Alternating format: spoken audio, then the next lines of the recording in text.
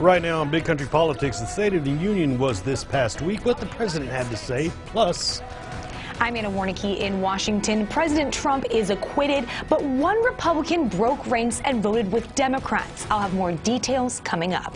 And now, from your local election headquarters, the only locally produced political talk show discussing the issues that matter to you.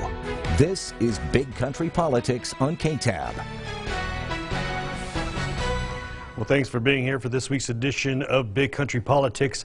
I'm Victor Sotelo. We start with the impeachment of President Donald Trump. The Senate impeachment trial is officially over. President Trump will stay in office. The Senate voted last week to acquit President Trump on both impeachment charges. KTAB Washington Bureau correspondent Anna Warnicki was in Washington and has more.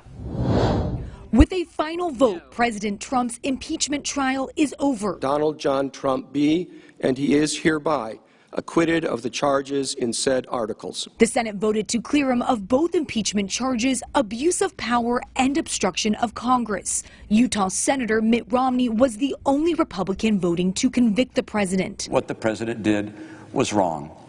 Grievously wrong. Texas Republican Senator Ted Cruz says he looked at the facts and came to a different conclusion. The House managers failed to prove their case. The evidence we've heard does not rise to the level of treason, bribery, or other high crime and misdemeanor. House Democrats argue that the president should be removed from office for pressuring the Ukrainian president to investigate Joe Biden in exchange for U.S. military aid. He's abused his power.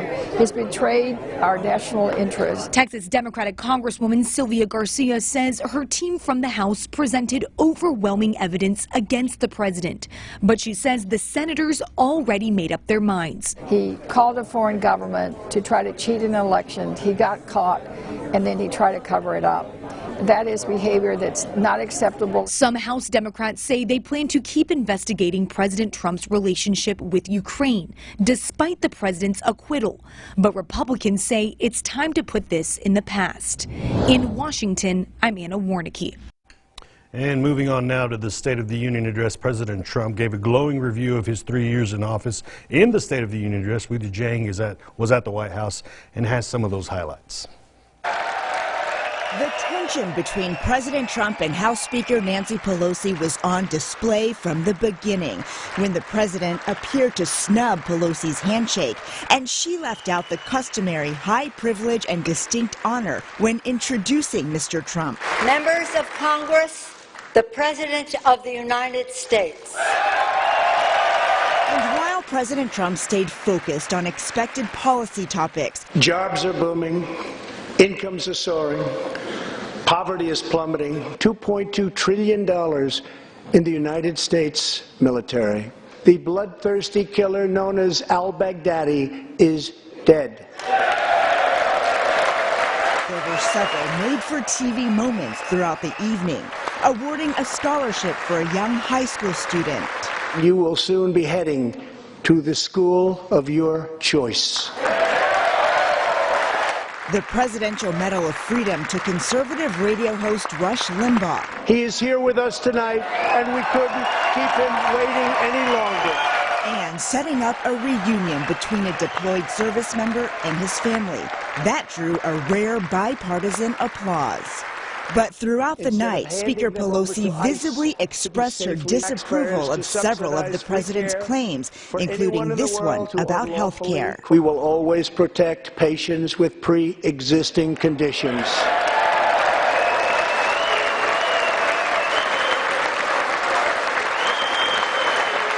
The Trump administration has argued in court that all of the Affordable Care Act should be invalidated, including its protections for pre-existing conditions. Governor Gretchen Whitmer of Michigan, a state Mr. Trump barely won in 2016, struck back as she delivered the official Democratic response. Democrats are trying to make your health care better. Republicans in Washington are trying to take it away. Thank you very much. But the unofficial response came from Speaker Pelosi, who stood up and ripped President Trump's speech the minute he was done. Trump's speech tonight. I tore it up. Why did you rip the speech up, Madam Speaker? It was the dirtiest thing to do. Republicans criticized Pelosi for being petty and lacking bipartisanship. So far, she hasn't shown an interest in working with him. And after the speech, Speaker Pelosi called the president's address, quote, a manifesto of mistruth. The White House hit back, accusing Speaker Pelosi of ripping up the guest of honor list at the State of the Union address. And also at the State of the Union, President Trump celebrating one of the few surviving Tuskegee Airmen, a group of servicemen who broke barriers as the country's first black military pilots. Elise Preston shows us how Brigadier General Charles McGee is now getting honored across the country and on several stages. At 100 years young, Brigadier General Charles McGee is getting much-deserved recognition. He successfully completed 409 air combat missions across 3 wars. To mark Black History Month, NASA is paying tribute to one of the nation's few surviving Tuskegee Airmen who broke barriers in World War II as the country's first black military pilots. We're fighting for 2 victories, victory over Hitler in Europe and victory over racism here at home. The legacy would continue to change the course of history. The Air Force led the country in integration. The tribute came just hours after President Trump honored the centenarian during Tuesday's State of the Union address. General McGee, our nation salutes you. A salute seen from one big arena to another. Sunday, the general kicked off Super Bowl 54 with a coin toss. And even in the applause, Brigadier General McGee is still encouraging others to continue fighting for change. If you aren't mentoring a youngster, find one, because they're out there and they are in need, and they are our future of our country. McGee's mentee of 30 years was at the NASA tribute. It's never too late, but it would have been great if it had come sooner. But I thank God that he was able to live long enough to get this. She's thankful the general is still able to share his message and the legacy of the Tuskegee Airmen. Elise Preston, CBS News, New York.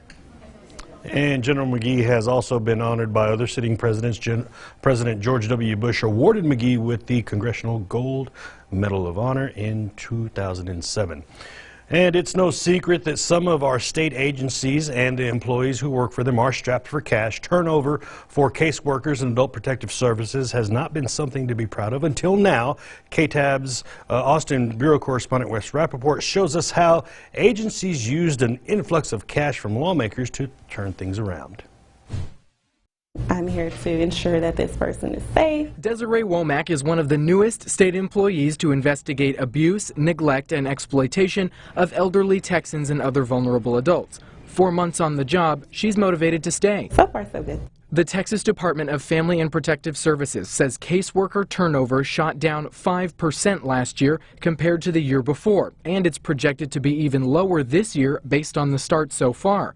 Turnover for new caseworkers is expected to drop 20% this year from 50 in 2018. It's helped keep down workloads, it's helped keep caseworkers here, it's helped our clients, making sure we're able to get to our clients and take care of them. The state agency made 3 major changes after lawmakers pumped more money into the system. Caseworkers and frontline supervisors got a pay bump, $750 a month.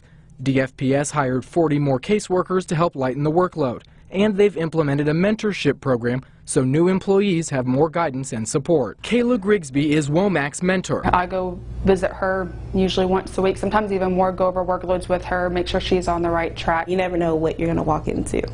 So knowing that you have someone that can show you the ropes, show you what a typical day might look like, or what a day that is unexpected would look like, it's good. Of the 194 first-year caseworkers who signed up for the APS mentoring program, I'm told 81% are still on the job. At the Capitol, I'm Wes Rappaport. Back to you. And caseworkers who are chosen as mentors receive an extra monthly stipend for the 6-month assignment. But first, they must pass an interview and a test. The program is modeled after a similar system used by Child Protective Services. Now on to Abilene. Abilene is getting, excuse me, $180,000 in federal grants for recovery for 2018 storm. Senator John Cornyn announcing that grant late last week.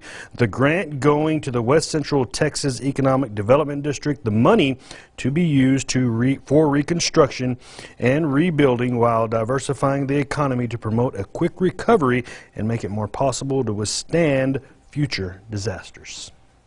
And still to come on Big Country Politics, we're taking an in-depth look into the school choice and if there's an answer for school safety. We're back in 2 minutes.